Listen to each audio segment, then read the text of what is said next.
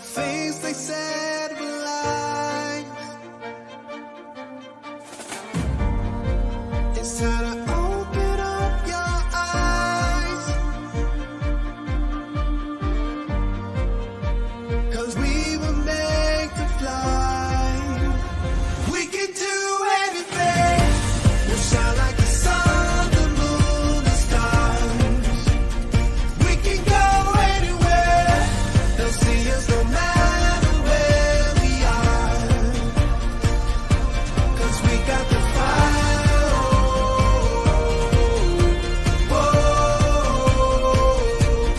we got the fire. Oh, show the world the impossible is possible. Show the world the impossible is possible.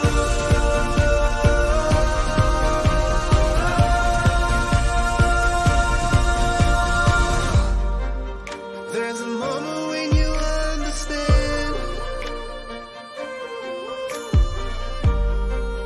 You don't gotta follow all the plans.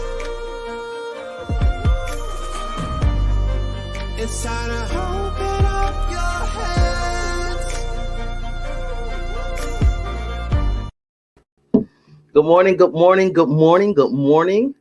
Happy Friday. Thank you for those of you that are joining us for our June edition of Coffee Talk with Trey. As you know, we will be here every single month after the Board of Education meeting. The next day, typically around 10 a.m. Sometimes it's a little earlier based on what the schedule entails for that day. But we will be here to debrief and talk about what happened in our Board of Education meeting the prior day and how it affects those of us here in Post 3 and around the county.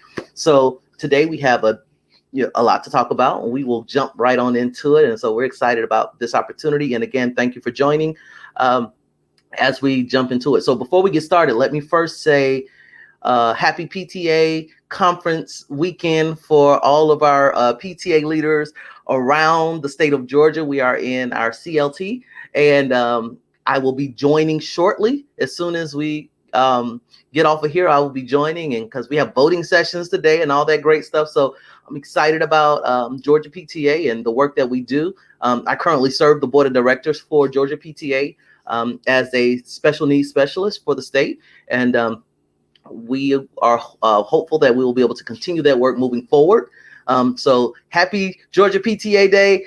Today is our day. Yesterday was our day. And of course, yesterday I missed because we were in our Board of Education meeting. But hey, I'm catching up today, and I will be on for the rest of the sessions. And so happy PTA weekend for the Georgia PTA people. All right. Also, I read this on yesterday. It says broken colors. Oh, can y'all see that? Broken colors still color. This is my and it's hashtag for Mr. Key. As we know, Patrick Key is our first superhero who took flight in December 25th last year from COVID. And so he was the art teacher at Hendricks Elementary. And not too long ago, last Saturday, in fact, we honored him with a celebration of life. And this was a t-shirt that was made by one of the teachers. And I thought that this was awesome. In fact, we probably need to discuss how we can make this available for the public, because since wearing it, I have received request after request as to how people can get a part of this. This is awesome. This also is representative of students who have educational challenges through special needs and things of that nature and need additional supports. And so this t-shirt here really says a lot for a lot of different reasons. So hashtag kindness is key for Patrick Key. We love you. We love your family. Miss Priscilla Key at Clay Harmony Leland Elementary School. And we will continue again to honor and keep the legacy alive. For those of you that don't know, we have a scholarship in his name through our Cobb Schools Foundation. And so if you will please take a time to look at that webpage and get acclimated with what it's saying and what we're trying to do through the legacy and the legacy and the memory of Patrick Key, please do so. And if you have some resources to share in order to ensure that we are continuing that legacy, it will be greatly appreciated as well. So thank you. Next thing, Summer Learning Quest has began. So whether you are attending face-to-face or whether you are attending virtually, Summer Learning Quest has started. I do believe there is still sign up for high schools, I think probably up until today, for some opportunities to take some classes and things of that nature. So please reach out to your school to get that information. Also go to your school website to get that information. But Summer Learning Quest has started. It is up and going. Both my boys have been at Summer Learning Quest all week. And of course, it's a Monday through Thursday situation. So they're in my background. You might hear them shortly on Fridays, but they have enjoyed every day of the week. And so I want to say that that's a good thing that they've enjoyed it and that they've actually come home to report back what they learned for the day, what was the focus and things of that nature. So we are excited about that. As always, I ask that if you have any questions, comments, or concerns, drop them in our chat. I will be checking the chat periodically. I don't have my producer today, so it's just me to monitor it. So if I get to it slow, just know that I'm getting to it. So I want to make sure that we are interactive and also meeting, answering any questions that you may have as well. So drop that in the chat. Okay, so yesterday, Thursday, June 10th, our the Cobb County School District Board of Education did meet, and it was a packed agenda. We had a lot to talk about. One thing in particular that I want to talk about is the agenda item number 6, because that is specifically important to those of us here in the South Cobb area. The Board of Education recommended approval of a loan for band uniforms for South Cobb High School. The loan was for $50,000, and the school, South Cobb High School, would have 5 years to pay that no interest bearing loan back to the Cobb County School District. And some of the ways that they will be working on, getting that money back to the Cobb County School District will be through football concessions, fundraising, other different creative ideas for fundraising, car washes and things of that nature to help to repay that $50,000 loan back to the Cobb County School District within a 5-year period. As mentioned by the superintendent, they actually go and review the school's ability to repay, and then they make those recommendations to the Board of Education based on that review. So South Cobb High School was reviewed to be able to satisfy that debt in 5 years. So we are excited about that. One of the things that did come out of that discussion was for our district Board of Education to review the policy. The policy is DI. To review that policy, David Ingram, that's the policy number DI, to review that policy to make sure that it actually meets the needs of our communities currently. As you know, many of the policies are older policies, and sometimes as things change and as communities of interest change and things grow and change here in Cobb County, there is opportunity for us to review those policies to make sure that they are relevant and fresh for how we are operating today. So that will be one of them. So South Cobb High School will have uniforms, band uniforms, and we're excited about the band at South Cobb High School and all the other high schools here in the southern portion of the county. We have some great music programs and great band programs in our schools here in the southern portion of the county. Agenda item number 7 was the recommendation for adoption of our fiscal year 2022 budget, and that did get adopted after our 2 budget hearings that we did have. The second one was on yesterday, or it may have been the third one on yesterday. And so, and we did have some public commenters at that particular budget hearing. We hadn't had any prior to that at the other budget hearings, but we did have several public comments in that budget hearing, and we actually had 5. And majority of those public speakers we have seen before in public comment, but not necessarily at a budget hearing, but they are from the group Watching the Funds Cobb. And so, as you know, over the last year or so, this is a new civic group that has started in the Cobb County area in regards to citizenry, watching how we spend our money and how we and what decisions we make with tax-paying money for the Cobb County School District. And so those 5 people did come and express their thoughts in regards to our budget for the fiscal year 2022. And so that happened on yesterday, but the budget is approved, and it's exciting to even say it, but there is a raise in this budget, and we've been talking about it for months now, but I like to reiterate it.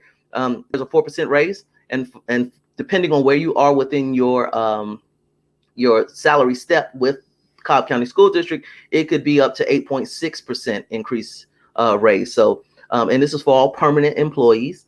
And so we're excited about that we're able to offer a raise to you, especially after this most challenging year and last year. And of course, this year is just as challenging. So we are excited about that and able to provide that for you. So all of our agenda items did pass on yesterday, all 7 of them. But those are the ones that are most important for those of us here. All right. I do want to highlight some of the things that were listed in our human resources personnel report.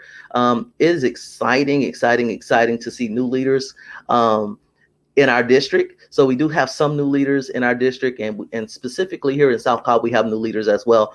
For those of you at Bryant Elementary, I'm repping my Bryant sweatshirt today, and it says "Once a Bengal, always a Bengal." Bryant Bengal Elementary School. So I am repping that today. But we had a change at Bryant Elementary School, and not necessarily a change, but we had an addition to our administrative staff at Bryant.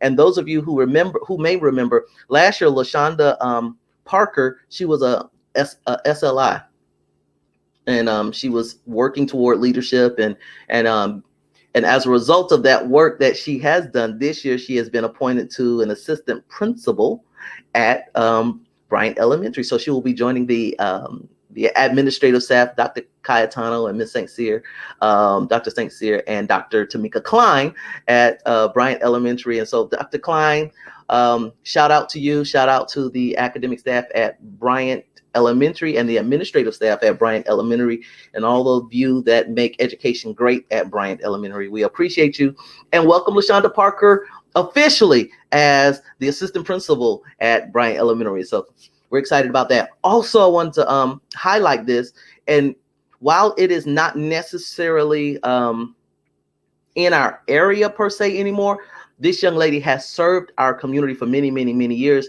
by the name of Tina. I know y'all remember Miss Tina Clark.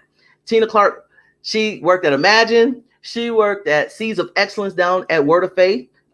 Those of you may remember remember Seeds of Excellence. Your children may have went through preschool and things of that nature at Seeds of Excellence down at Word of Faith Church. Tina Clark has worked at Bryant Elementary for many, many years. And she went to Norton Park, I believe it was maybe 2 years ago, or maybe 2 years now, as an SLI as well. And Tina Clark, congratulations on being appointed to being an assistant principal at Norton Park Elementary. So to see your growth and your development and your leadership, it's exciting. And so congratulations to Tina Clark as well, because as we just said, once a Bengal, always a Bengal. So, congratulations to Miss Tina Clark as well. And so we had a lot of different principalships. We have some retirements from our principalships, but a lot of leaders moving up. And so we're excited to see that growth and development, that continual pipeline of leaderships that are help to lead our Cobb schools to excellence. So we appreciate that. The other thing that I want to talk about, as part of our superintendent's remarks and superintendent comments, he mentioned that our summer meal kit program is back and in full effect. And so every Wednesday between the hours of 9 a.m. to 11 a.m. Through July 21st, you are able to pick up your summer meal kits. Again, summer meal kits will be available at certain schools within the county on Wednesdays from 9 a.m. to 11 a.m. through July the 21st. The areas in particular that are important to those of us here in the southern portion of the county, post 3, would be Clarkdale Elementary School and also Clay Harmony Leland Elementary School. So those of us that have children that are participating in the Summer Learning Quest face-to-face, their children are at Clarkdale Elementary School in Austell. That's where you will go to also pick up your meal kits on Wednesday mornings from 9 a.m. to 11, and also Clay Harmony Leland on Factory Shoals. You can also pick up your meal kits there on Wednesday through July 21st from 9 a.m. to 11 at those two schools here in the southern portion of the county. Now, if you're at work in other parts of the county, please go to the school district website to find out all the additional locations, because it may be more convenient if you're on your way to work, or you're in another part of the county during that time frame to pick up there. So please look and see where regionally you're going to be able to find these opportunities. All right. One of the things that the superintendent highlighted on yesterday was our SAT scores. Even in the midst of a pandemic, we had over 5,000 students countywide to participate in taking the SAT. But not just that, the average score for those students was 1107. So those of us that know anything over 1,000 is pretty good for SAT. But 1107 is nothing to sneeze. That is awesome, awesome, awesome. Great work, students who have participated, and now many are going on to college. As we have just finalized our last graduations, so we're segueing. Graduations took place. Those of you that are at Pebblebrook High School, as you know, we got rained out on our Friday night, and we had our graduation the following Saturday morning. This was right before Memorial Day, and I'm telling you, it was a wonderful, wonderful, wonderful time. I'm glad that we were able as a district to accommodate having graduation the very next day versus having to wait the following week. Because, as many of you know, when you have graduations right up on a holiday weekend such as Memorial Day, people will fly in from all over to support the children because they don't have to go home right away. And so that was exciting news that we were able to accommodate by having it the next day at 2 p.m. And so many people are saying 2 p.m. it was probably hot, but no, because of the weather and the rain the night before, it really cooled off Saturday in a way that made Saturday very enjoyable. The sun was out, but it was comfortable. It was in the mid early 70s. And so that was exciting. And so we are excited and we are thankful that we were able to have graduation that next day. So thank you, Mr. John Stafford, who is over events for Cobb County School District, and your work in making sure that we accommodate the communities of interest. And so we appreciate that. Pebblebrook High School, very large graduating class. South Cobb High School was last week, and it was an awesome time at South Cobb High School as well. A lot of children were graduating. It's funny because people that I went to high school, their kids are graduating now. So it's exciting to see and to share with those families and those kids that I watched grow up through the years, and now they're graduating. So, we feel old, we feel old now. And so it is exciting. So, all right. But as far as our graduates are concerned, thank you, Dr. Vicki Benson. Glad you joined us this morning. 8,100 graduates in Cobb County, 8,100 graduates in Cobb County, and over $99.4 million in scholarships. Now that is exciting. I tell you, that is exciting to hear. We talked about our valedictorians on yesterday out of the 17 high schools, and that the average GPA across our high schools was 4.7. That's 0.7 over the 4.0 A. Perfect A score is a 4.0. But of course, we have students that have done more than that. And so the average score of our valedictorians is 4.7. And our salutatorians, those are typically the students that come right in second place. The average GPA across Cobb County was 4.63. That is exciting. So we have some high achieving students here in Cobb County. And even so, even here in South Cobb High School, I want to highlight again and give a shout out to the 3 valedictorians at South Cobb High School. And yes, they were up there with the 4.7. Their GPA was higher than 4.7, but it's exciting to see that and to celebrate those 3 young ladies at South Cobb High School on last week when they graduated. And so shout out to all graduates of 2021 and to your parents and the community that helped support to get you there. Thank you. We have more work to do because we have more students coming in right behind them. So, all right. South Cobb High School women's shot put. The superintendent mentioned that part of track and field, their state meet. And so shout out to you. We're excited about that. Also mentioned was that, as you know, because of safety protocols and because of, quarantine protocols as a result of the pandemic. The Cobb County School District on last year went to an all virtual setting throughout the summer. And then toward the end of the last quarter of last year, they returned to the boardroom in a socially distanced manner. And then in January and now until where we are current day, we have been in a very social distance boardroom where we are not on the dais per se, but we are in the actual floor of the boardroom at different tables, socially distanced apart and things of that nature. But the superintendent did say that this will be the last month that we will be in that setting. So next month we are looking at opening the boardroom back open for the public, and which means that you will now have an opportunity to join us in the boardroom on next. Yes, congratulations to South Cobb High School. I want to make sure I push that in there again. But we will be inviting the public back to our board meetings and next month, and it will be limited, of course, because again, we're still social distancing. We still have guidelines and protocol that we must follow in regards to how many people can be in a setting, and based on the square footage of the room and all of that. So we are, but that will be happening. So we're looking forward to seeing your smiling faces in the boardroom next week, or next month rather, as we move forward. One of the things that we discussed as a Board of Education yesterday was a policy on public participation in board meetings. We're just transitioning today. Everything has a smooth transition. Ray Thomas, thank you. Congrats on all our graduates. Proud of you all and wish you continued success going forward. Ray Thomas, again, is with the Mapleton Improvement Coalition, and we appreciate all the work that you do leading that organization and supporting our children here in the southern portion of the county. So thank you, Ray Thomas. Yes, public participation in board meetings. That is board policy BCBI.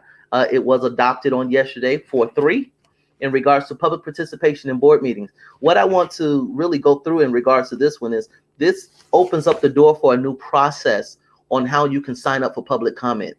Before, or our previous, or our current, rather, I should say, our current process is that you will show up to the Board of Education meeting early and you will stand in line, and the first 15 will have an opportunity to sign up for public comment. You have to show your ID to show that you are a resident of Cobb County, or some type of identification that you either have students in Cobb County or a landowner, homeowner, things of that nature. And then the first 15 would have priority to come and speak to the Board of Education with a maximum of 2 minutes to share whatever's on your heart and your mind in regards to education in Cobb County. And so before, it was at the purview of the board chair, provided that there were not 15 people in attendance. He could decide that if it was 5 people, we'll give you 3 minutes, so that we was within our 30-minute guidelines and things of that nature. But the policy is changing now to a maximum of 15 people to moving forward, regardless to if 1 show up or 2 show up, 2 minutes would be that time frame that you will be given to speak to the Board of Education. So also what is being implemented is an online process for signing up to speak. So according to this policy item, you will be given the 2 minutes with a maximum of 15 speakers, but and it will be first come, first served as who completes the online sign-up sheet, which will be available at 7 p.m. the day prior to the convening of the board meeting. So this particular board meeting that we had was on June 10th. So according to the policy, June 9th at 7 p.m.,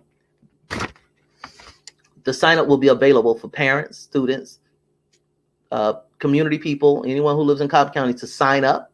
And of course, the first 15 will be allowed the opportunity to speak and at the board meetings. Now, mind you, we have 2 different meeting sessions.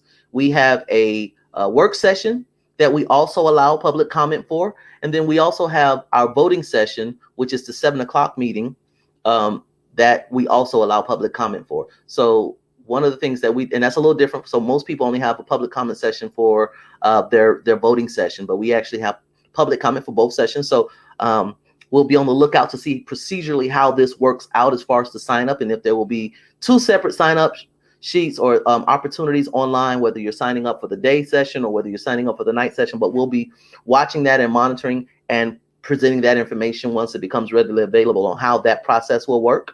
But this will allow, again, our stakeholders to speak to the Board of Education and to the superintendent in regards to educational needs for our county. And so, again, one of the things that is important, that when you do show up, once you sign in online, that you do make sure that you bring your identification and those credentials that you're going to need in order to validate the slot that you do have.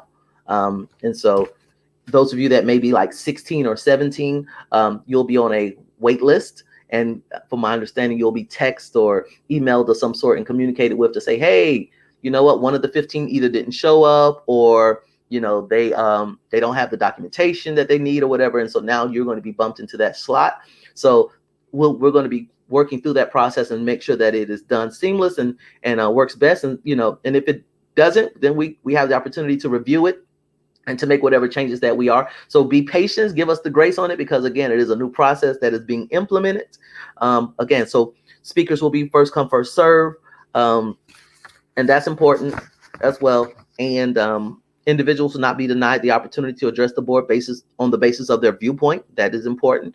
And just know that there are some best practices in regards to how to address the board, that you address the board and not individually. Also, that you are courteous and professional, and things of that nature. And so I am excited about some of the things that we have here that gives an opportunity for our community to be involved and to come and speak to our Board of Education. And just know that our board meetings are broadcasted. So, they're not just online via the stream, but, it's also broadcasted as well. So those are some of the things that you want to just be made aware of. But again, this policy did pass yesterday 4-3. All right. One of the other things that we addressed in our presentation or in our meeting on yesterday, our chairman of the board, Randy Scamelhorn, presented his resolution to prohibit the implementation of critical race theory and the 1619 project. And of course, this has been a hot item in the Cobb County School District over the last couple of months or so. We've had people come and start talking and giving their viewpoint on critical race theory and what they thought it is and why it should not be in our schools.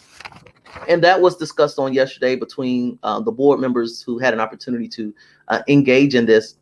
But the resolution did pass 4-0, meaning that 4 board members did approve it, and 3 board members, including myself, we abstained from it because just from my just for me and our constituency here, I abstained from it because based on the premise of critical race theory, it's not a for or against critical race theory. It was based on this resolution and how it was presented. That I had one question that I asked was, how are we defining critical race theory, and also called CRT in our schools and not under any other name, and also the 1619 project. And I just needed to know what it was that we were signing on to. Pretty much that's really what it is. I needed to know exactly what we were signing on to in regards to critical race theory and how we were defining it, because I do know that there are some nuances where people do not fully understand what critical race theory is. And so and they have just gone off talking points that they've received from television and people who have politicized and radicalized this 40-year-old piece of higher educational work, and so and have placed it in a position where it is in K-12, and it's not. But that was part of the questioning and finding out where there was curriculum created and how it was in our school district, and it is not currently in there.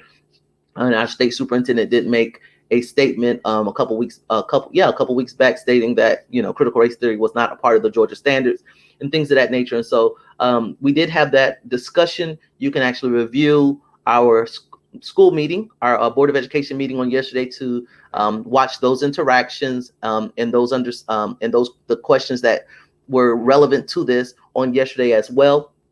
Go back and look at either on the YouTube page. I believe the Cobb County School District has a page that you can review that as well. And so that we can have and my hope is so that we can continue to have a conversation around it, so that we can actually put a definition to what critical race theory is and what we are concerned with in the 1619 project, even though it does not necessarily have anything to do with what we're doing here at in Cobb County Schools. But again, it is, I guess, one of the hot topic items of the day, and so we took our stab at trying to address it, or at least drawing a line in the sand as to where we stand with it.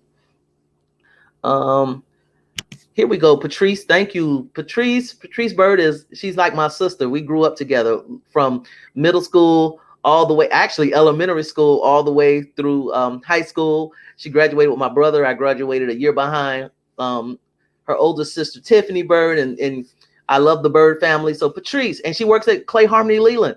So you have a question. I know this is a year away, but can we continue to have the graduations at McEachern High School? And you know what? That's a valid question that did come up, while we were talking about plans for the future, because we're still in a pandemic and things of that nature. I do know that Kennesaw State University is opening back up. So, and I'm sure we will probably go back to that protocol. But again, that may be a conversation that we have on a local level with our principals, so that they can engage county people who help to make those decisions. But I think that having the option of the two is really good. Either we're going to have an outdoor ceremony, but then in the event of rain or weather, we can transition to the indoor facility at Kennesaw State. So there's a lot of options that we can discuss, and if you have any thoughts on that, please share that with me, and I'll be more than happy to share that. But you being at Pebblebrook High School as a parent, you can share that through our Principal Advisory Council with Dr. Dana Giles as well. So a lot of different opportunities to get that information out there and to have conversations in regards to some of the things that work really well for us. We learned a lot through this pandemic, and that is one of them. Graduation and having them at McEachern has been a blessing, not just for all of our graduates, but specifically for those of us in the southern portion of the county, because Powder Springs is 15-20 minutes away versus traveling to Kennesaw, which has been a challenge in the past, 45 minutes to an hour away for graduation. And so that has been a challenge that has been addressed many times in our community. So again, Patrice, that is something that we can continue to engage as we move forward. So as we move along, I want to talk about the Cobb County School District, our public comment portion. So as I stated before, we have public comment before our work session, which was at 1 p.m. on yesterday, and we had 11 people to sign up. And so just to give you a brief rundown of who spoke and what they spoke about, Miss Tova Ringland, she is advocating for special needs students. She is a parent of a special needs student, and we have talked briefly in regards to some of the advocacy work. And as many of you know, I am on the state advisory panel for Georgia Department of Education for special education. So we meet quarterly to talk about special education around the county. And I also I'm on the board of directors for Georgia PTA. I'm the special needs specialist for the state of Georgia, Georgia PTA. And so special needs is something that is very, very, very, very important to me. I have children with disabilities and require services, and through the Cobb County School District and with IEPs and things of that nature. So, I am very actively involved and engaged in that. And so, Ms. Tova, we will be reaching out shortly I just want to talk with you and hear everything that is on your heart, because I know those 2 minutes is not necessarily enough time. And while you are consistent and you come to every meeting, I would like to have a sit down with you and just really hear everything that is on your heart and see how we can best serve you as a special needs parent here within the Cobb County School District. So be looking to hear from me soon in regards to that. Jennifer Susko, she's a counselor at one of our schools. She's also a resident of Cobb County, and she wanted to talk to the school board in regards to racial justice and education according to Cognia. I'm not going to attempt to pronounce all of these names because I do not want to be guilty of messing your name up. But we had another young lady, Miss Anaya, and she wanted to talk to us about CRT, and she lives in the Powder Springs area. And what was unique about Miss Anaya, and I hope I'm saying that correct, she was born in communist Poland. And before coming here to United States, she was telling us of her experience of being indoctrinated by government schools. And she discussed classism being at the root of a lot of that hate that was discussed. And so I appreciate her coming and sharing with us, her history and what she learned from history and how it affects us moving forward. And so I appreciate her sharing. We also had Ms. Natalie Rogers coming to share with us, and she referenced what shame looks like. And a lot of what we're hearing around CRT is children feeling guilty or shame in regards to historical events that have taken place in our American history. And we do admit that American history is tragic. It is a tragic story. But it's how we reconcile that is what we really need to discuss, and how we move forward with making sure that we are accurate in our teaching of it, but at the same time making sure that everyone understands the difference between shame and guilt and things of that nature, and those different emotions that we may have as a result of it.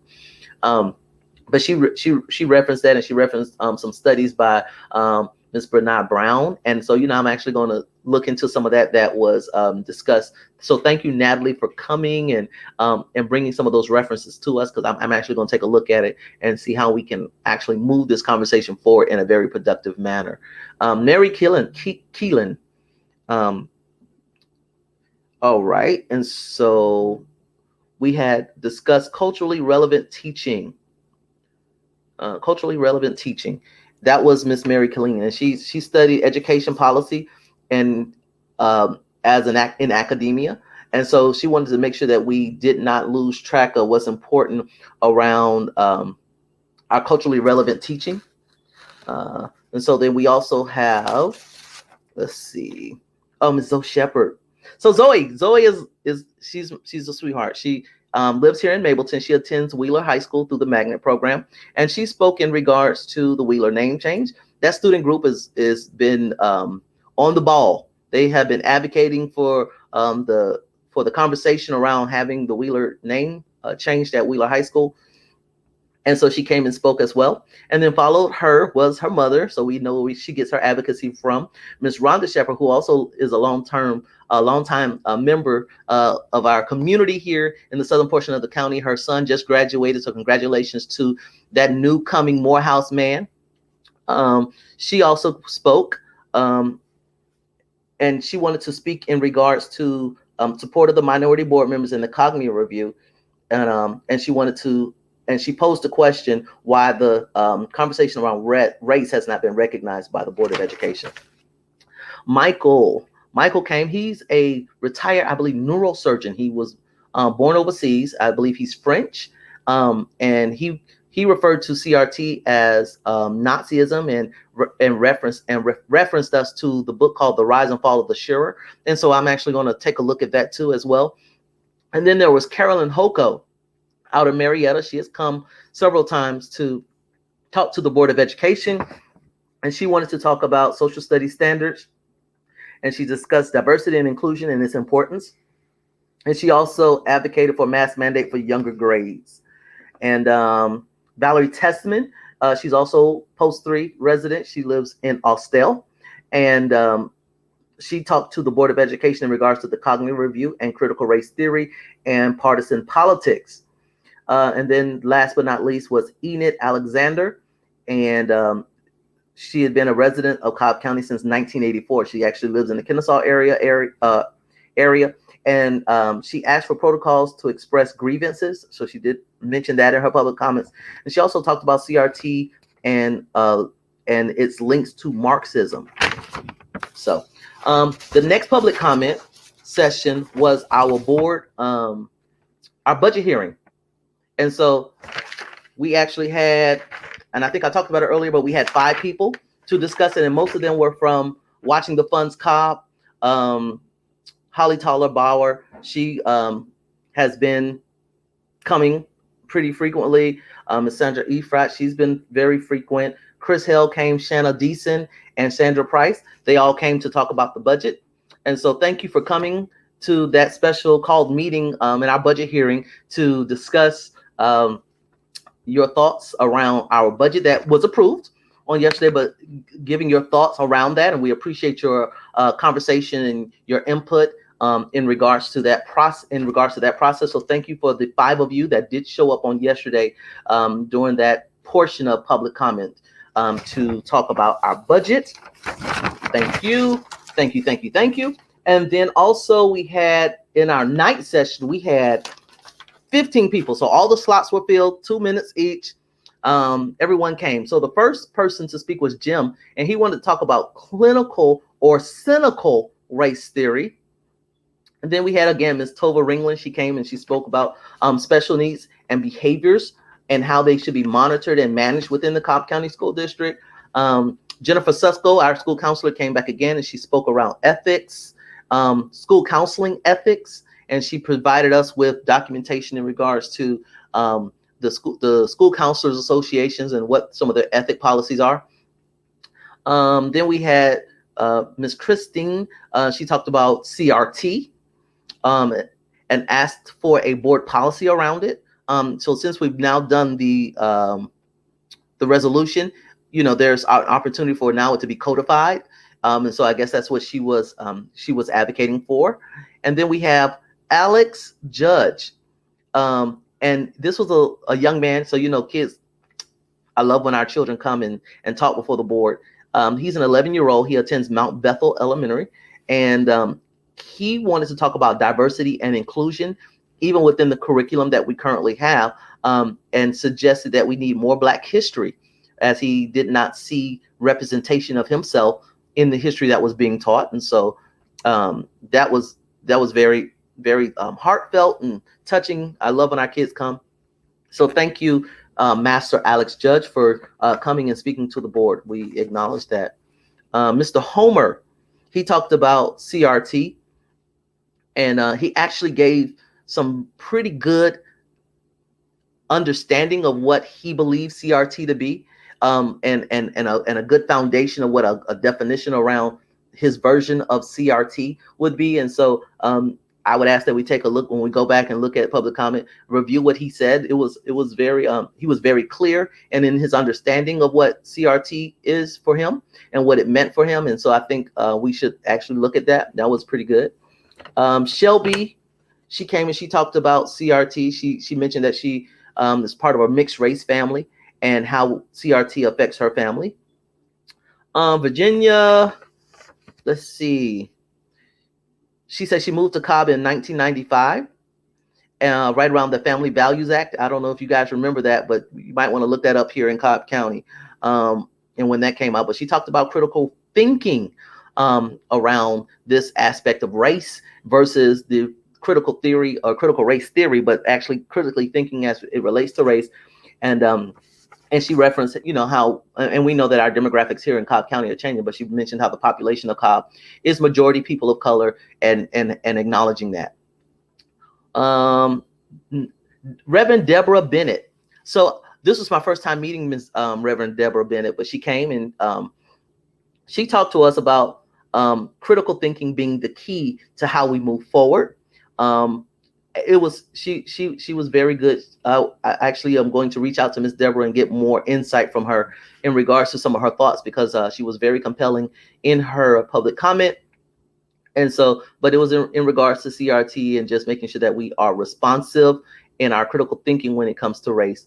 And so thank you, Miss Deborah Bennett, Reverend Deborah Bennett. Also, Jillian Ford, she came and spoke.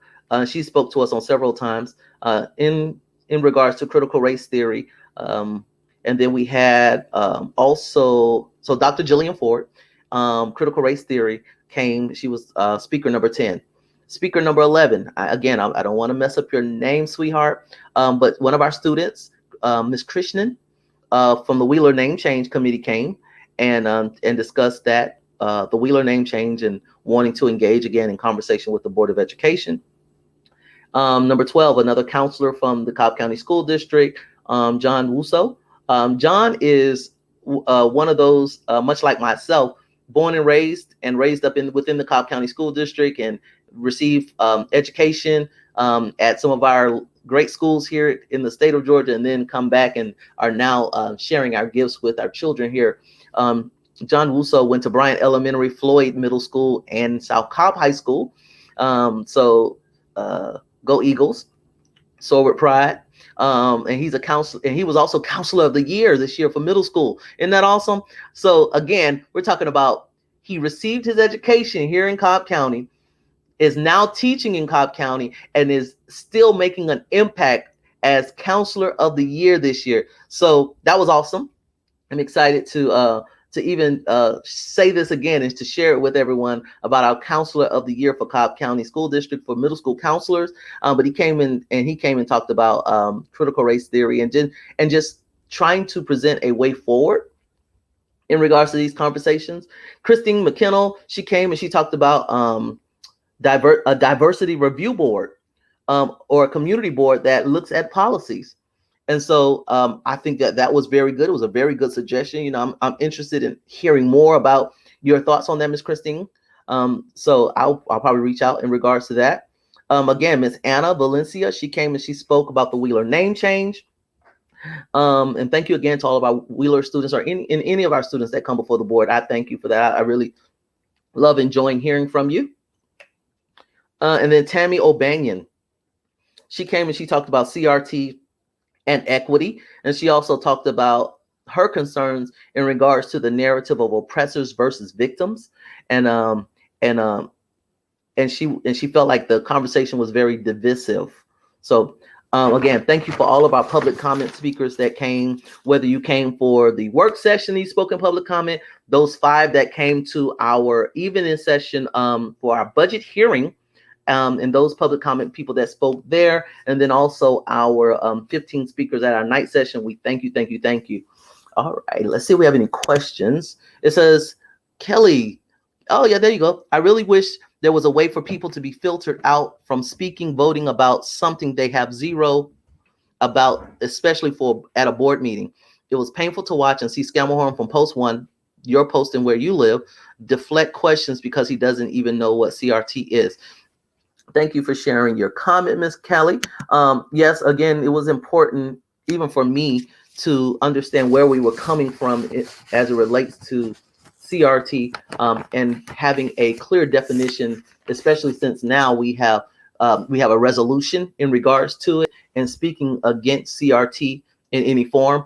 And for me, it was just a matter of showing me where we have CRT curriculum created within our framework, and then addressing that as well.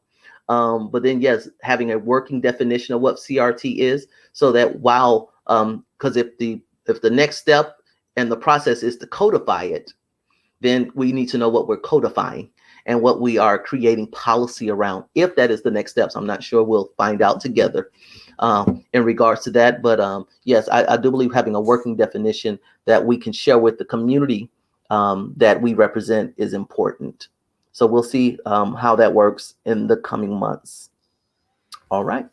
Any other questions, comments? Because we are 10:50. We are 50 minutes into our meeting, and we have another 10 minutes left before I join my PTA people. Listen, my coffee today is sponsored by our PTA, dedicated and caffeinated. So I'll be joining our friends with Georgia PTA as well. Were any professional scholars brought in to speak on critical race theory? Thank you, Mr. Wiley. You said, were any professional scholars brought in to speak on critical race? No, not as of yet.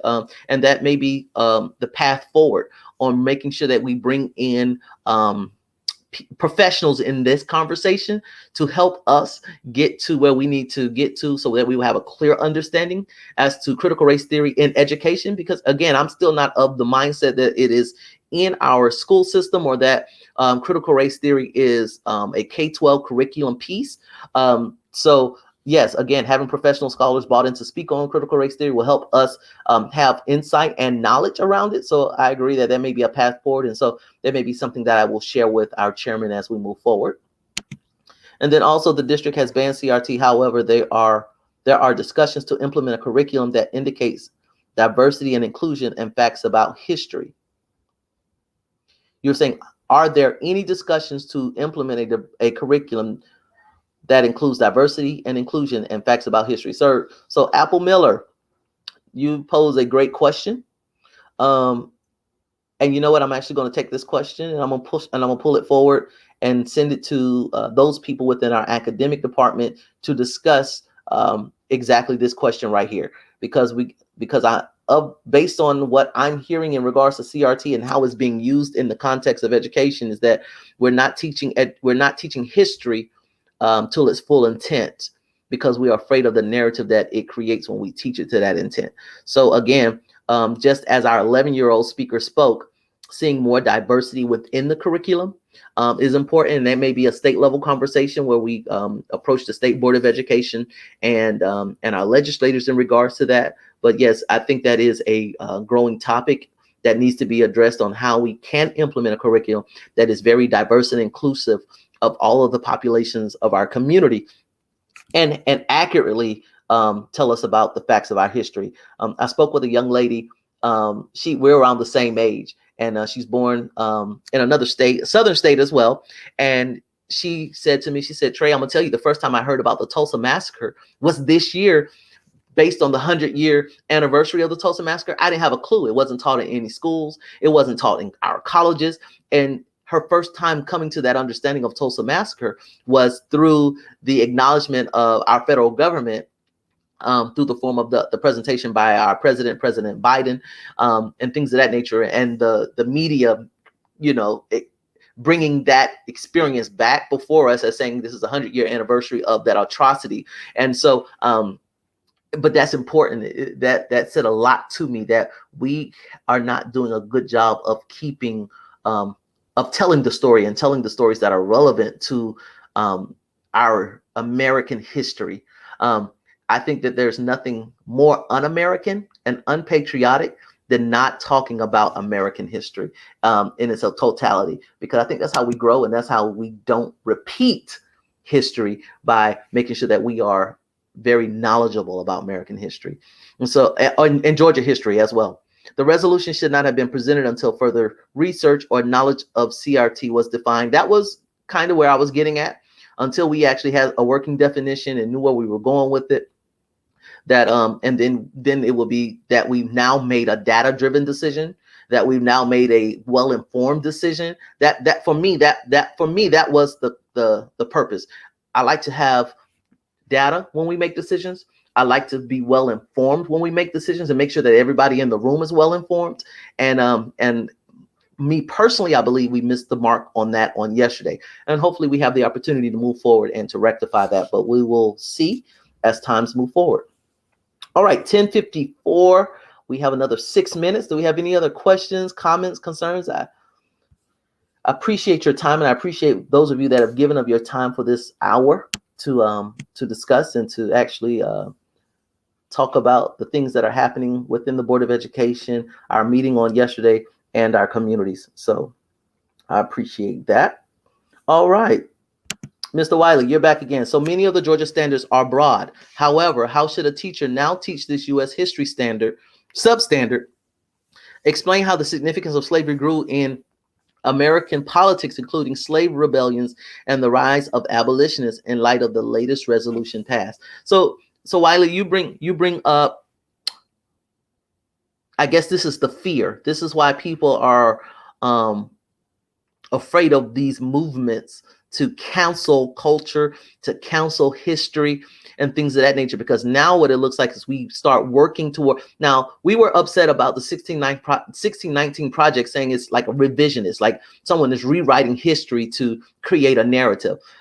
What you're suggesting based on this question here is that now the opportunity is coming in where teachers will have to be revisionist and not necessarily teach the standard and teach those instances in our history, especially those that look very, those that have been problematic, in a very intentional way, and that they are going to have to scale back, so, from teaching it with intentionality. And so, again, this is a conversation that we're going to have with our academic division, with our superintendent, and with the Board of Education on how we move forward to make sure that what we're doing is not education malfeasance, and that we are not now hurting and crippling students academically, and that we must teach the standards and teach, and that our curriculum must be robust and with rigor, That's how our students grow, and that's how they're able to compete on a global scale once they leave our various high schools,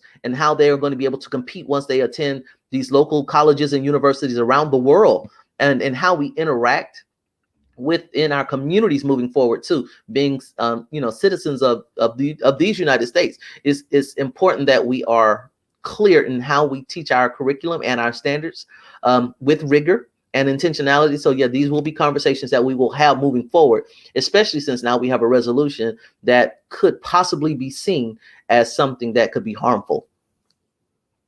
And then here, Ms. Vicki Benson, thank you. We can continue to tell the story. It doesn't have to be in schools. They can't stop us from forming public events. And I agree with you, Dr. Vicki. This is, it's funny because when we talk about telling our story as African Americans, we are the storytellers. I've heard stories from my grandmother that she received from her grandmother and her great grandmother, and those that were in slavery and things of that nature. And so we have been instrumental in making sure that we tell our story to our people and continue to share it with our children so that they never forget who they are and where they come from and things of that nature. So again, we do have the opportunity to tell our own story, and as parents and as families, that's what we're going to do. Yeah. And we can teach it in our homes and our community events, and that's right. And that is our responsibility as well. That's what. So thank you, Dr. Vicki. I appreciate your comments in regards to that. All right, we are 2 minutes in. And so Apple, you're back. Apple Miller. Also, it appears the people that are in control and making decisions do not represent a good percent of the population of Cobb County. It's disheartening to see the issues surrounding Black and brown kids be disregarded. What can be done now and later to get more minority representation across the board? So you bring up a point, and this is one of those conversations that critical race theory addresses. And so, and how we look at different aspects of our society through the lens of race, and not necessarily to be divisive, but to be more inclusive, and to be more diverse. And so to actually see you make this statement, Cobb County is and I'm using these terms, and I don't particularly care to use them, but I am, minority majority school district. There are more Black and brown children in the Cobb County School District than white students. And we are a majority district. I was looking at data of our schools and looking at schools that, based on race, again, because that is how our data is broken down, even with the State Department, and even here locally in Cobb County. And I was looking at the population of students within our schools. And I'm gonna tell you something. I've been in Cobb County over 30 years, and again, went to school here, elementary, middle, and high school. And I've watched the demographic shifts and changes here in Cobb County, particularly here in South Cobb County, but also all over the county. And I was looking at North Cobb High School, and I was shocked that the 2019 data, their comprehensive data, suggested that there were more Black kids at North Cobb High School than any other student group.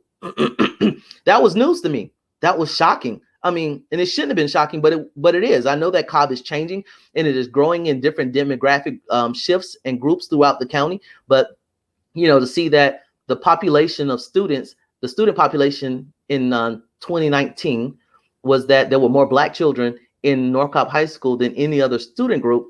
It was news to me. It was news to me, and so it is giving me a different eye and a different lens to look at when I'm looking at how we're servicing our children equitably across the county. And so, yes, I do have a different view on that now as a result of some of the data that I've been reviewing. But again, it's going to take those of you that live around the county to be advocates for your children in your schools. Everyone knows that I'm a PTA dad, and I advocate for PTA, but I also advocate for school councils or principal advisory councils, things of that nature, so that your voice can be heard at your local school level, so that decisions that are made at your local school do not necessarily marginalize or disenfranchise you. And so you do have that opportunity. We do have some of those resources made available to you. Find out what your principal advisory council is doing. Find out, reach out to your principals. And the summer is a great time to do it. Reach out to the summer and say, hey, who's on your principal advisory council? I would love to share and be a part of that organization with you, and how can we partner within the school community to make sure that everything that we do is diverse and inclusive. So reach out to your principals, find out how you can get involved. And I believe that we're meeting 3 or 4 times a year. And so I think it's just a great opportunity for you to get involved so that, again, your voice is not ignored, so that your voice can be heard and you can, and not further marginalized. So, but yes, it is disheartening to see some of the issues that I'm hearing. And I've heard over the years. I will tell you that it breaks my heart to see that. And so what can be done is make sure that your voice is heard, advocate, and get involved at a local school level. And then also reach out to the Board of Education. I've expressed this many times. Send us all. When you email, don't just email me. Email all board members and the superintendent. Let them know your thoughts. Let them know how you feel. Let them know how we can be better together. And so it is important that every voice is represented and that the conversation is very diverse and inclusive in order for us to grow as a community and grow as an educational entity here in Cobb County. And all right. Dr. Vicky, you said, let's change the narrative 2022 and 2024. We have to service our children equitably. And I agree. We do. And we have opportunities to do that. Again, everyone reach out, get involved, get engaged, and let's do what we have to do to ensure that all of our children here in Cobb County have an equitable education, have and access to rigorous education that Cobb County is known for. So thank you again. We are 3 minutes over our time. If you have any more questions, comments, you can continue to comment on this post. I will respond to those as the video posts to the different pages. And you can also, follow me on social media, Trey for Cobb Schools. I also have a school board page as well. Follow me. You can follow me there. YouTube is Coffee Talk with Trey. There's also a Facebook page, Coffee Talk with Trey. You can follow me there. So there it is. Follow me and let's move forward together as a community. Thank you. Thank you for your time. Thank you for coming again. And we appreciate it. Those of you that are in Summer Learning Quest, let's do it. Those high school seniors, I believe today is the last day to sign up for classes. I believe they are free. So please make sure that you are participating in that. Let's get ahead, because this is an opportunity for us to get ahead. Thank you, Dr. Vicky. You have an amazing day and an amazing weekend as well. Please be reminded that our district is going to a Monday through Thursday work week. So Friday, no one's in the buildings and things of that nature. So make sure we conduct our business Monday through Wednesday. Monday through Thursday, and on Wednesdays, make sure that you're picking up your lunch packets for your students, your children that will be at home. It's from ages 0 to 18. So even if you don't have students within the Cobb County School District, this is available for everyone in Cobb County. Please find out what schools are offering that in your area. Clarkdale Elementary here in the southern portion of the county, as well as Clay Harmony Leland. So that will be one of the excuse me, I'm sorry. This coffee, the cream, is one of the ways in which we can do that. So thank you again for your time. I appreciate it. And everyone, have a great day. Have a great weekend. Again, you can continue to comment. I will continue to reply as we move forward. And those of you that are on PTA, I will be joining you shortly in just a few moments, actually.